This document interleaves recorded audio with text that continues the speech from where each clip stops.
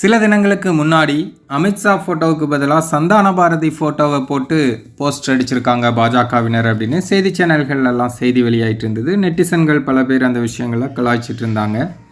ராணிப்பேட்டை மாவட்டத்திற்கு வருகை தரும் இந்தியாவின் இரும்பு மனிதரே, வாழும் வரலாறே, வருக வருக அப்படின்னு அருள்மொழி அப்படிங்கிற மாநில செயற்குழு உறுப்பினர் ராணிப்பேட்டை அவர் இந்த போஸ்டர் அடிச்சிருக்கிறதா அந்த போஸ்டரில் எழுதியிருந்தது. அதில் சந்தான பாரதி அவர்களுடைய 2 ஃபோட்டோவும் இடம்பெற்றிருந்தது. அதாவது அமித்ஷாவும் சந்தான பாரதியும் பார்க்குறதுக்கு ஒரே மாதிரி இருக்காங்க அப்படிங்கிறதுனால மாற்றி அச்சடிச்சிட்டாங்க அப்படின்னு நிறைய பேர் அதை கலாய்ச்சிட்டு இருந்தாங்க.